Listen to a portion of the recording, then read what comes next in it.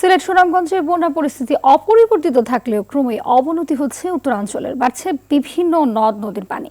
কুড়িগ্রামে ব্রহ্মপুত্র নদের পানি নোনখাওয়া, চিলমারি ও হাতিয়া পয়েন্টে বিপদসীমার ওপর দিয়ে প্রবাহিত হচ্ছে। এতে ৬ উপজেলায় লাখেরও বেশি মানুষ পানিবন্দী হয়ে পড়েছে। বন্যা পরিস্থিতির আরও অবনতি হয়েছে গাইবান্ধায়। ব্রহ্মপুত্র নদের ঢলে জেলার সদর উপজেলায় ১০০টি বাড়ি ধসে পড়েছে। পানিবন্দী হয়ে পড়েছে ৪০,০০০ মানুষ। সিরাজগঞ্জের ২টি পয়েন্টে বিপদসীমার ওপর দিয়ে বইছে যমুনা নদীর পানি। বন্যা কবলিত হয়ে পড়েছেন নিম্নাঞ্চল ও চরাঞ্চলের মানুষ। জামালপুরে যমুনা নদীর পানি বেড়ে ৩টি উপজেলার নিম্নাঞ্চল প্লাবিত হয়েছে।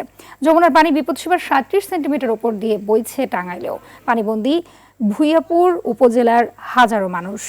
সিলেট সুনামগঞ্জে বন্যা পরিস্থিতি অপরিবর্তিত রয়েছে। ঘরে ঘরে দুর্ভোগে রয়েছেন বন্যার্তরা। ছড়িয়ে পড়েছে রোগবালাই।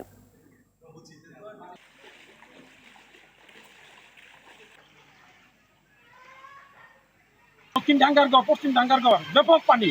এই পানি 2 দিনের ভিতরে এত ব্যাপক পানি হয়েছে তা বলার মতো না। আর 4 দিন ধরে বাড়িতে পানি, কোনো রান্না বাড়ির ব্যবস্থা নাই, চুলা ঘাট নাই।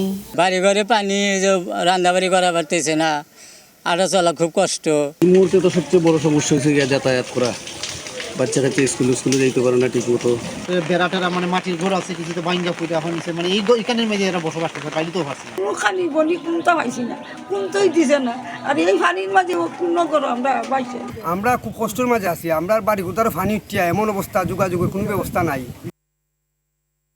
দর্শক, বন্যা পরিস্থিতির খবর জানাতে সিরাজগঞ্জ থেকে সরাসরি যুক্ত আছেন সহকর্মী সাজরুল ইসলাম সঞ্চয়। জানাবেন যে সিরাজগঞ্জে নতুন করে কোন কোন এলাকা প্লাবিত হয়েছে এবং পানিবন্দীদের সহায়তায় কি ধরনের উদ্যোগ নিয়েছেন প্রশাসন।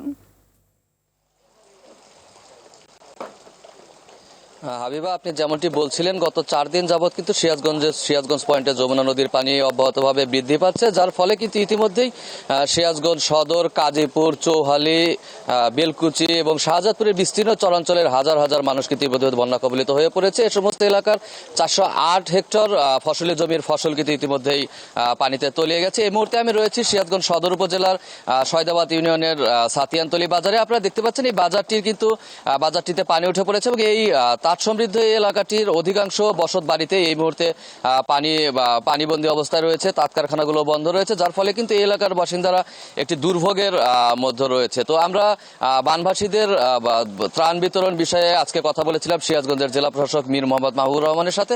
তিনি আমাদেরকে যেমনটি জানিয়েছেন যে সিরাজগঞ্জের এবার যে মাঝারি ধরনের একটি বন্যার আশঙ্কা করা হচ্ছে, সেই বন্যা মোকাবেলায় জেলা প্রশাসনের পক্ষ থেকে সকল প্রস্তুতি গ্রহণ করা হয়েছে। ইতিমধ্যেই ত্রাণ মন্ত্রণালয় থেকে পর্যাপ্ত পরিমাণ ত্রাণ সরবরাহ করা হয়েছে, যেটি আসলে বন্যা কবলিত এলাকাগুলোয় সরবরাহ করা হবে।